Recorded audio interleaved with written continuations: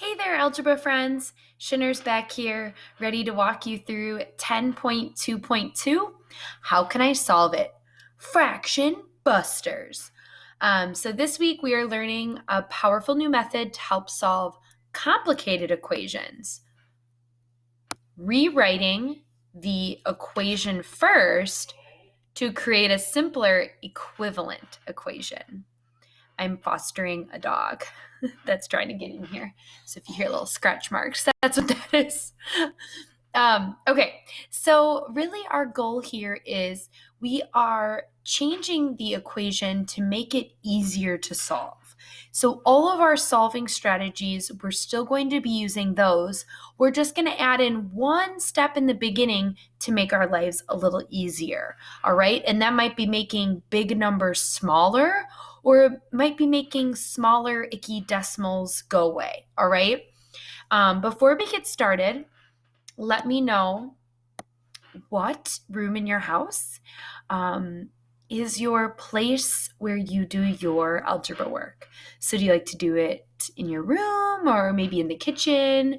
Actually, I was trying to record this video outside on my porch. I thought that might be fun, but unfortunately there was some really loud garbage trucks and things like that. I was like, okay, my students are trying to do some algebra. They don't need distractions. So I came inside, but I've been enjoying doing some work outside and getting some sunshine when I can. So let me know. Let me know where your little study space is. All right. With that, we can get started here. 10-38.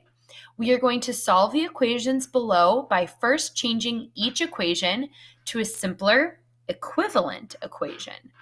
Alrighty, so 50x squared plus 200x plus 150. So this is a quadratic, and I'm trying to rewrite it, all right? So 50, 200, and 150, those are pretty big numbers. So if I tried to factor this or use the quad formula, I would get big numbers, and that might make my head hurt a little bit. So let's kind of remember back to the space of a greatest common factor. So between 50, 200, and 150, what's a factor they all have in common? And you can play around with your calculator a little bit here, but actually 50 goes into all of those numbers, right? So if I divide both sides by 50, and remember, I can, as long as I do one thing to one side of the equation, I can do it to the other. Then that's going to make my life a lot easier, right? What's 50 divided by 50? That's just 1. What's 200 divided by 50? That would be 20 divided by 5, which is just 4. And then 150 divided by 50 becomes 15 divided by 5, which is just 3. See how that worked? And now 0 divided by 50 is 0. All right, so that's a lot easier for us to solve. And right away, I'm thinking, hey, what multiplies to 3 but adds to 4? Ooh, that seems like an easy factor. So I'm going to jump to solving this quadratic using factoring. And remember, for quadratics, we can factor, we can use the quad formula, and you don't have to have that memorized, so feel free to look that up if you need it. And then we also can always graph it using decimals, which is a good way to check your answer, all right? Now this one, like I said, looks like an easy factor, so I'm going to try to factor it. So a times c goes on top, so that would be 1 times 3. B goes on the bottom, that would be 4. And then a goes underneath. So what multiplies to 3 but adds to 4? 3 is prime, so the only thing to multiply to 3 is 1 times 3. Oopsie. Now I'm going to divide and slide. So 3 divided by 1 is 3. 1 divided by 1 is 1. And here's a good place to use that shortcut I taught you, the opposite. So I know right away my answers are going to be -1 or -3 because it's always going to be the opposite of what's right there. But I'm going to walk you through the whole process just in case you forgot, because factored form is important too, okay? So to write this in factored form, this is a +1, this is a +3, right? So I have two things being multiplied together. And so I'm going to use the zero product property, which tells me one of these has to be 0. So either x plus 1 equals 0 or x plus 3 equals 0. And that's because when I multiply two things together, for the product to be 0, I need to multiply one of them by 0, right? So we're going to solve these little baby equations, and what do I get? X equals -1 or x equals -3. Alrighty, so that is how that works. Kind of cool, right? So I love shortcuts. I love looking for patterns. So, jump to opposites. I'll think of a better song later on. All right.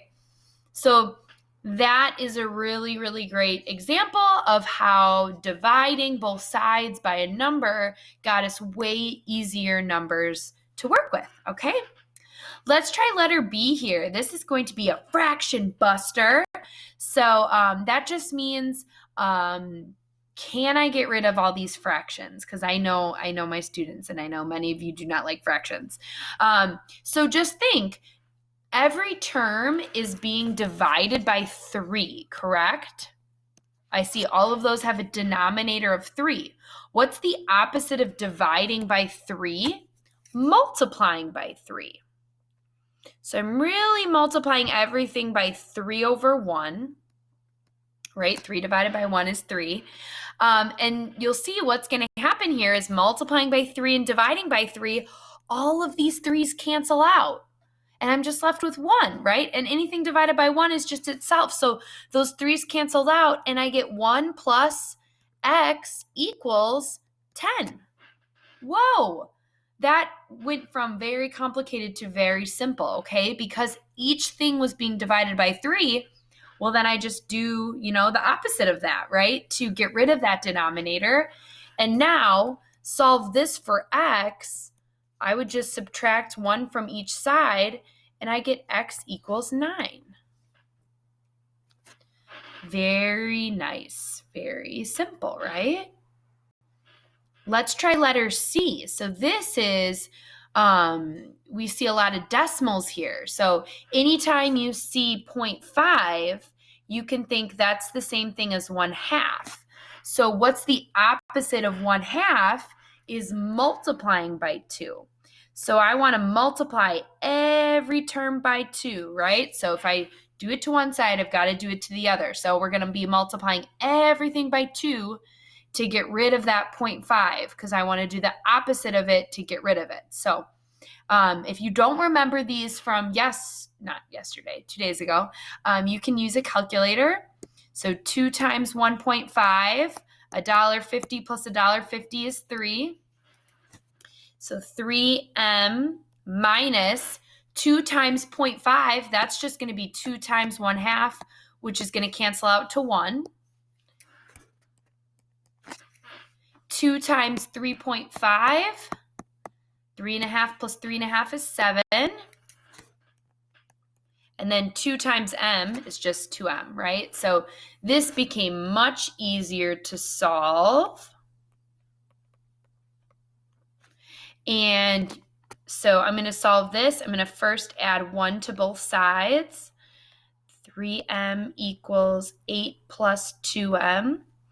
I'm going to subtract 2m from both sides, and I get 3m minus 2m is 1m equals 8. So m would equal 8. So it's just a lot easier than having to deal with those decimals. And hey, if anyone at home is like, Missioners, I kind of like decimals. I don't have a problem with decimals. You could still have gone through that problem and solved it, no problem. So that step is really just an option to show you that you can, if a problem looks challenging to you, there are strategies you can use to change it to make it look nicer. All right. So let's try letter D here. So what am I dividing each term here by? I'm dividing everything by 2. So if I want to get rid of that icky fraction, if I want to get rid of a dividing by 2, I'm going to multiply everything by 2. And it's technically 2 over 1. So if it helps you to write it that way, you can. You don't have to. But then multiplying by 2 and dividing by 2, all of those are going to cancel. And I get x squared plus 3x.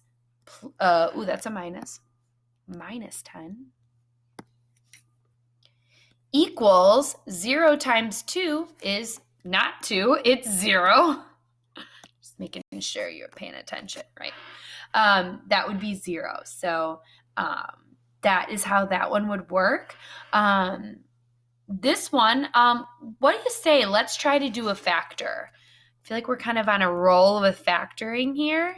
And these numbers look pretty nice. So I'm going to try factoring. So a times c goes up top. If nothing's there, that's technically a 1. B goes on the bottom and a goes underneath. So what multiplies to negative 10 but adds to 3? And I reminded you last time, Google factor chart if you need help. But I'm thinking 10 is either 1 and 10 and 2 and 5. And since it's a negative, I want the difference to be 3. So it's going to be 2 and 5. And since I wanted to add to a positive 3, the bigger number's got to be positive. So this is going to be a negative 2. All right. Now we divide and slide. So I get 5 divided by 1 is 5.